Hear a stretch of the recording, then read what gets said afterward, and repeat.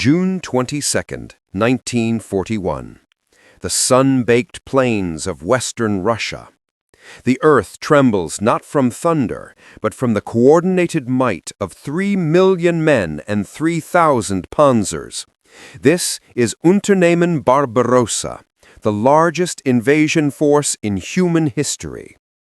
Through field glasses, seasoned officers like Field Marshal Gert von Rundstedt watch the vanguard of his Army Group South carve through Soviet border positions with clinical precision. The air is thick with the smell of diesel, cordite, and dest. The blitzkrieg, perfected in Poland and France, seems to be working flawlessly once again. Columns of black smoke stain the horizon where the Red Air Force burns on its runways. It is a scene of utter, calculated devastation, and a profound, almost unshakable confidence settles over the German High Command. They are the masters of this new kind of war.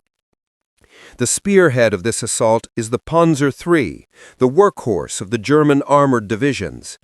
Its 37mm or short-barreled 50mm gun was more than adequate against the brittle French tanks and the obsolescent models the Germans expected to find in the Soviet arsenal. The crews, encased in their steel boxes, feel the invincible rhythm of the advance.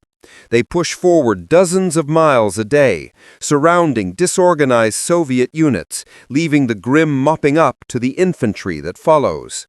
The vastness of Russia unfolds before them, a land they believe is ripe for conquest. Weeks turn into months. The initial staggering advances continue. Smolensk falls. Kiev is encircled in a colossal battle of annihilation. In map rooms, staff officers draw sweeping arrows deep into Soviet territory, toward Moscow itself. The mood is triumphant, almost giddy. The Soviet colossus, they believe, has feet of clay. Its armies are primitive, its leadership inept. The war, many are convinced, will be over before the first snows.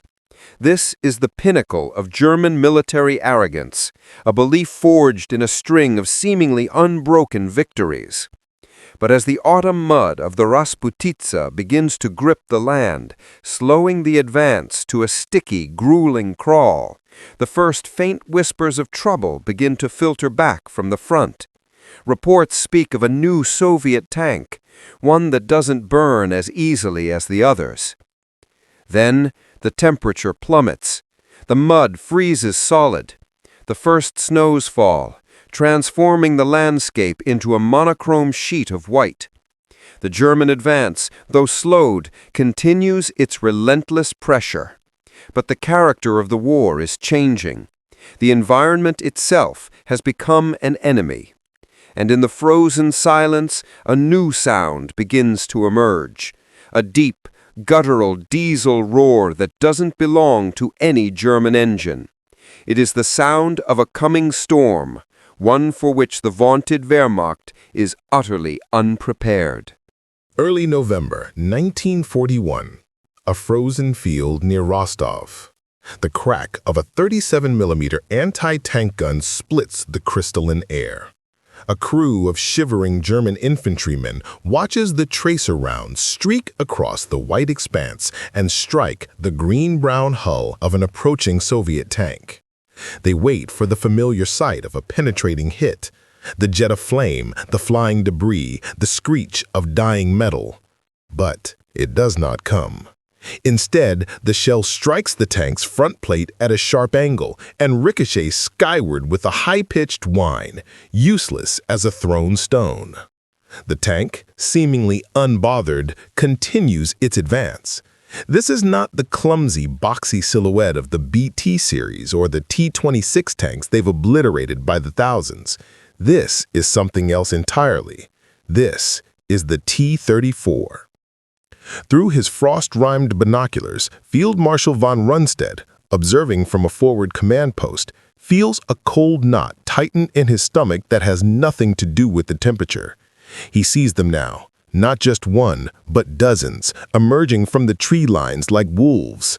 Their wide tracks churn up the deep snow that immobilizes the narrower-wheeled German vehicles. They move with a speed and agility that defies the terrain. The revolutionary Christie suspension absorbing the rough, frozen ground, allowing them to fire accurately on the move.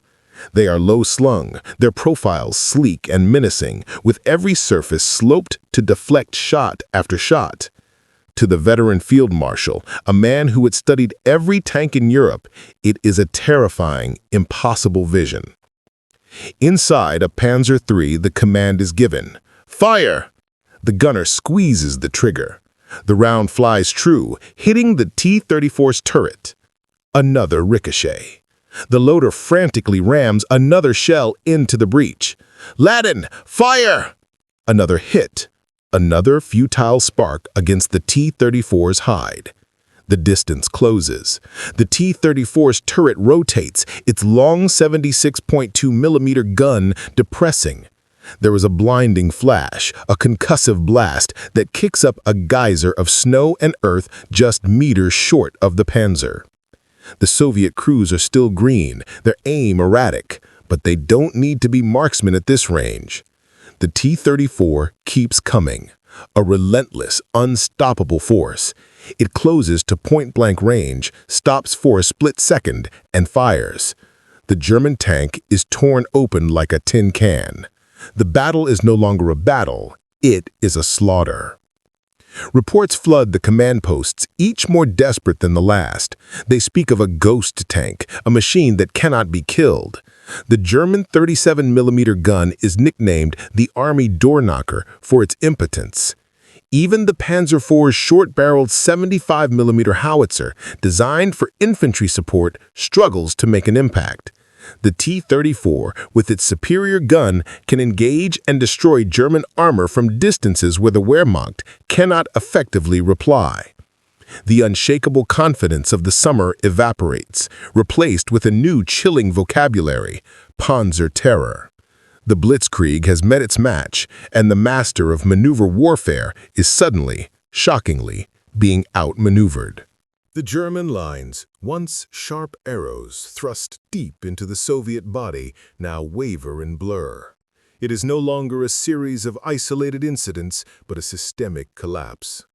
The T-34s, operating in packs, use their speed and terrain handling to bypass strong points and slash into the flanks and rear of German formations. They appear where the frozen roads and immobilized panzers say they cannot be. The shriek of their diesel engines becomes the soundtrack of a new, terrifying form of warfare for the Germans, one where their tactical superiority is rendered null. Field Marshal von Rundstedt, his face etched with a grimace of frustration and dawning horror, barks orders into field telephones that have gone silent. Communications are cut, supply columns are overrun. The pristine snow around his command post is now churned to a brown slush by the tracks of vehicles moving in the wrong direction, not advancing but retreating. He sees a company of Panzer IIIs, the pride of the early campaign, attempting a desperate defensive screen. They are static, hull down behind whatever cover they can find, trying to ambush the Soviet phantoms. A T-34 crests a ridge 1,000 meters away, its movement fluid and unnervingly fast. It fires on the move. A Panzer III vanishes in a fireball. The T-34 disappears back into the tree line, only to reappear minutes later from a different angle entirely. It is a nightmare of maneuver warfare, executed with a brutal, mechanical efficiency. The psychological shock is as devastating as the physical destruction. The myth of German technological and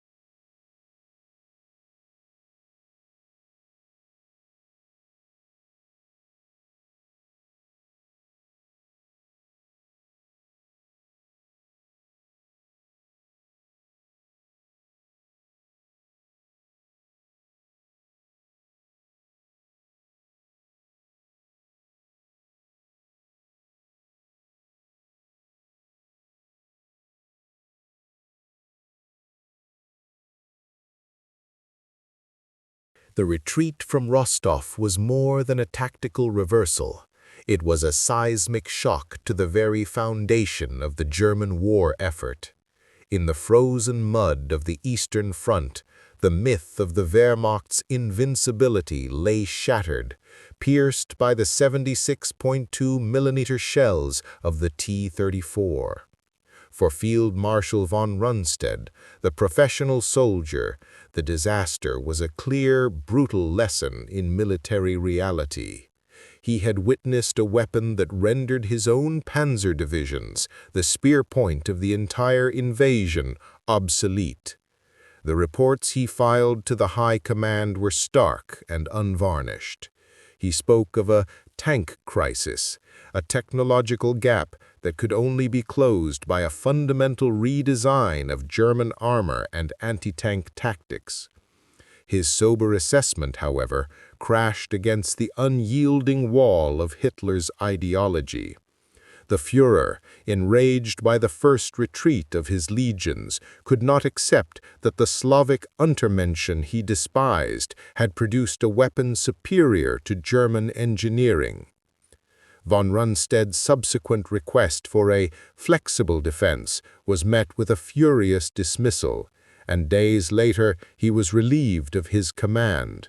The first crack had appeared not just in the front lines, but in the relationship between the professional officer corps and the Nazi leadership. But the truth of the T-34 could not be court-martialed away. All along the vast front, from the forests of the north to the steppes of the south, German soldiers were learning the same painful lesson. The initial arrogance had curdled into a desperate improvisational fury. To stop a T-34, they had to use everything they had. 88mm flak guns, the dreaded Oct, were wrestled from their anti-aircraft roles and thrust into the front lines as the only reliable tank killers. Infantrymen, armed with new shaped charge weapons like the magnetic Haftholudung, were ordered to become suicidal close assault pioneers. Artillery batteries were forced to fire over open sights at advancing tanks, a desperate measure that spoke volumes about the breakdown of their defensive doctrine. The battlefield was being rewritten in real time, and the price of the lesson was paid in German blood. Back in Germany, the captured T-34s were subjected to intense, disbelieving scrutiny. Engineers measured the thickness of the sloped armor, calculating its effective resistance with growing dismay. They studied the simple, robust Christie suspension that gave the tank its impossible mobility in mud and snow. They tore apart the powerful V2 diesel engine, marveling at its reliability and torque. The reports confirmed the worst fears of the men at the front. This was not a fluke or a clumsy imitation, but a revolutionary design perfected for the specific, brutal conditions of the Eastern Front. It was better. The shock of this realization triggered a panic in German armaments production. The result was a frantic race to create an answer, a race that would eventually produce the Panther and Tiger tanks, machines of immense power and complexity, but also of mechanical fragility and insatiable fuel consumption, a stark contrast to the simple, rugged, and countless T-34. The Blitzkrieg was over. The dream of a swift victory in Russia had died in the snows of late 1941, killed by a tank that the German generals couldn't believe and a resilience they couldn't comprehend.